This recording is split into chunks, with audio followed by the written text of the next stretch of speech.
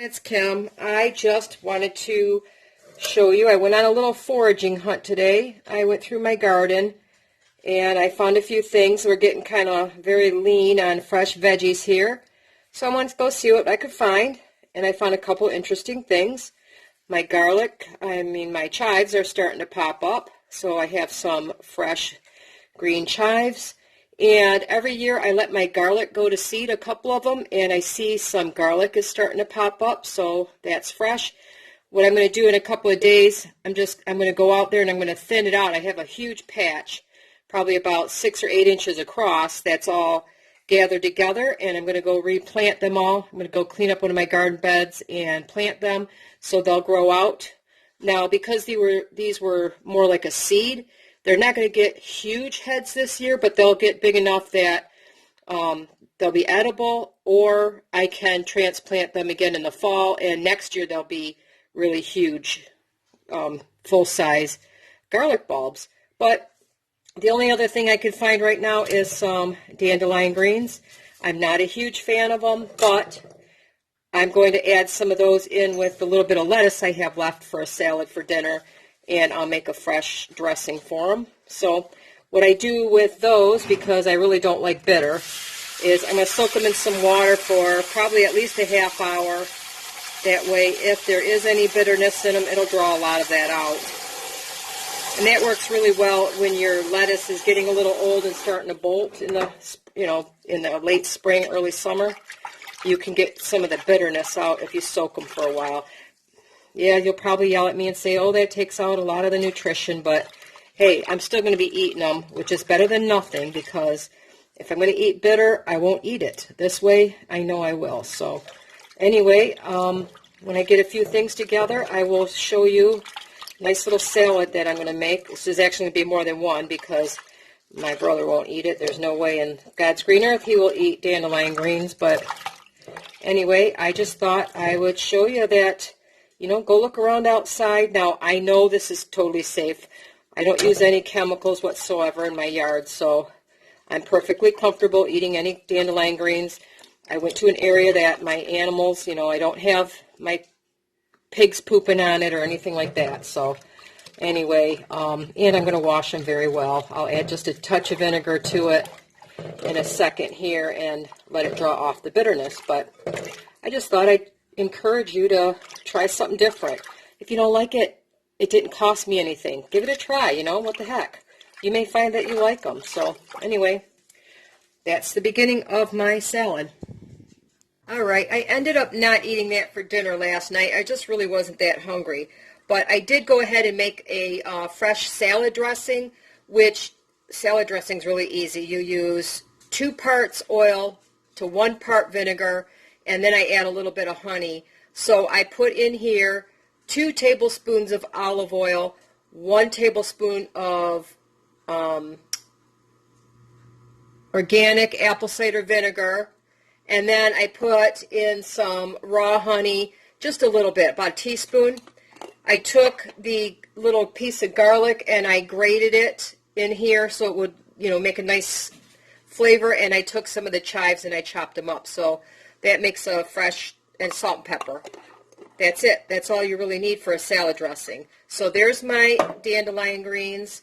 I took a carrot and I just used my vegetable grater, my peeler, and I just kind of skim off the little bit of carrot into there. And I boiled up some of my little tiny chicken eggs. These are the tiny ones. I'll show you a regular size egg so you'll see the difference, see? And I just think they're cute. And these were a little fresh still, so the shell stuck quite a bit.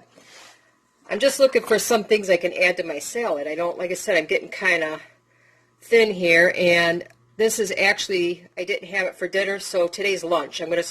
Wanted to add a little something extra to it for lunch. I haven't decided, I might add a little bit of cheese to it, but usually I don't do, I do sometimes cheese and eggs together, but we'll see. I'll see how much salad I get here and how hungry I am by the time I get that far. So I'm just going to chop up my eggs a little bit. This will probably make 2 salads anyway, so. And I have some lettuce. I don't have much left. I'm really at the end of my lettuce here. I only have a few pieces left. So I don't want to use it all in one salad. I might save it for a second salad. I don't know. But this salad will last me 2 days at least. And I can always add more dandelion greens if I want, if I don't mind them. So let's see. I want to use about half of the lettuce I have left in this salad. So I'm getting thin, getting thin.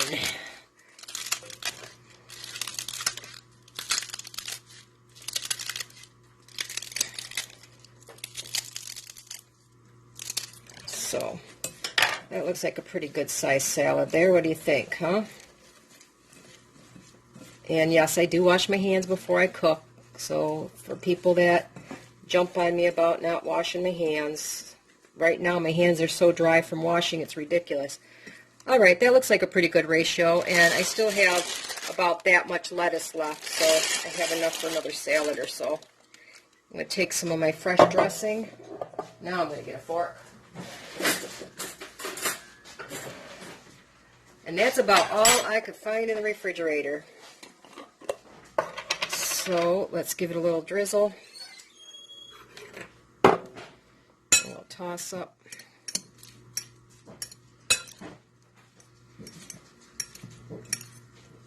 With the salad dressing, if you don't like it too tart, you could add a little bit more honey.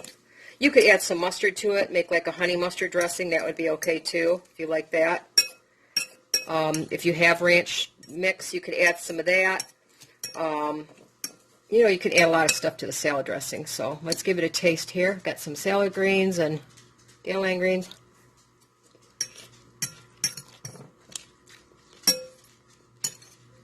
All right, that tastes pretty good. The dandelion's not bitter in it, so I think the little bit of soaking on the greens and my fresh salad dressing and a little bit of egg, because I can taste the egg, and there you go. Nice lunch salad for me today, and it started with foraging in my backyard. Just to encourage you guys, the way I learned to forage,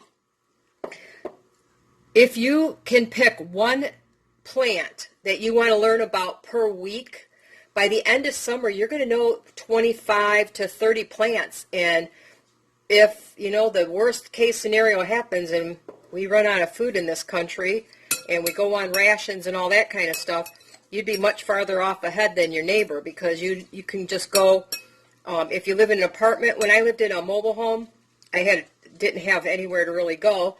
I would go to I called the city. I asked them if they sprayed in their parks. They told me no. I would go forage there. A lot of them, they had crab apples. They had some nut trees. There were grapes growing along a fence. So you'll be really surprised what you can find in the city as far as food goes. If you're in warmer climates, you could probably find it year-round. But anyway, here's a nice salad for my lunch, and it's just a couple things left over in the refrigerator that I had. Made my little bit of lettuce go further, added a little bit more flavor, and now I have a decent lunch today. So think about foraging, and every single part of the dandelion is edible, and none of it is poisonous, and it does not have any poisonous lookalikes. That's the one thing you want to learn when you're deciding on what foods you want to forage, is if they have a poisonous lookalike and you really want to learn them. There's some really, really good websites. I like, I think there's one called Green Dean, and there's a lot of really good books out there too. So I would encourage you, if you're going to get a book, get one that has color photos. That really helps a lot, and make sure they have really good descriptions. And if you want some recommendations, I could post them in the, later if you're interested. So anyway, I'm going to go enjoy my lunch, and you guys have a wonderful day.